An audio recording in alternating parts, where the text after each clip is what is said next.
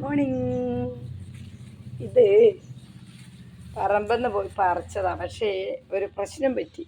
Phone എടുക്കാൻ മറന്നുപോയി. പറിച്ചതിന് ശേഷം ഓർമ്മ വന്നു. ഇതൊരു സ്പെഷ്യൽ ചീരയാണ്. നിങ്ങളെ നാട്ടിൽ ഇതിന് എന്ത് പറയുമെന്നറിയില്ല. ഇത് സാധാരണ വയലിലുണ്ടാവുന്ന ചീര. ഞങ്ങൾ ഈ ചീരക്ക് ഇതെങ്ങനെ ഈ പറമ്പിൽ വിത്ത് വന്നു എന്നുള്ളത് ഞാനിപ്പോൾ ആലോചിക്കുകയാണ്. ഒരു വഴി കാണുന്നില്ല. ഇത് നമ്മളെ നാട്ടിൽ ഇതിന് കച്ചീര കുപ്പച്ചീര ഒന്നല്ലേ, അങ്ങനെ പറയണ്ട, കച്ചീര. ഭയങ്കര കാൽസ്യത്തിൻ്റെ. അതിൻ്റെ ഇടയിൽ പറമ്പ് തന്നെ ഉണ്ട് കറിവേപ്പില. ഇതിൻ്റെ പേര് നിങ്ങളെ നാട്ടിൽ എന്ത് പറയുന്നു അത് നിങ്ങൾ കമൻറ്റ് ചെയ്യണം. അങ്ങനെ ഒരു ഭയങ്കര അതുമല്ല, ഇന്ന് ഈ ചീര ഓർമ്മയില്ല. ഈ ചീര ഓർമ്മയില്ലാണ്ട് എന്ത് ചെയ്തു എന്ന് പറഞ്ഞാൽ, അപ്പുറത്തെ പറമ്പിൽ നിന്ന് ഒരു ചക്ക പറിച്ച് മുറിച്ച് ചക്ക കണ്ടൽ മുറിച്ച് വേവിച്ചു. അപ്പോൾ ഈ ചീര ഇന്ന് എന്താ ചെയ്യേണ്ടതെന്ന് അറിയില്ല. മൂത്ത് പോന്നു. 2 ദിവസമായി അതിനെ കണ്ടു വെച്ചിട്ട്.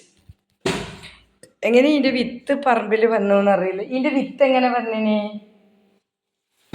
അങ്ങനെയല്ല, അതെനക്കറിയില്ലേ. ഈ ഇടി എങ്ങനെ വിത്ത് വന്നു? ഈ ഭാഗ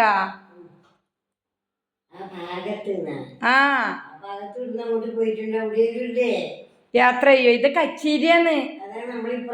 എന്തെന്നിത്? ഇതാ മതിലിന്റെ താഴെ ഉണ്ടായിന് കറിവേപ്പിലേന്റെ ഇപ്പുറത്തെ. ഇതും എനിക്ക് കളയണം. അതുകൊണ്ട് ഞാൻ അതായത് വേറെണം ഇതിന്റെ ആ ചീരയല്ല ഇത്, കണ്ടത്തിലേത്. ഓ ഇതന്നെയാ കുപ്പച്ചീര. അതന്നെ. എന്നാ ഒരു കാര്യമുണ്ട്, അവിടെ നിറച്ചു ആവുന്നുണ്ട്.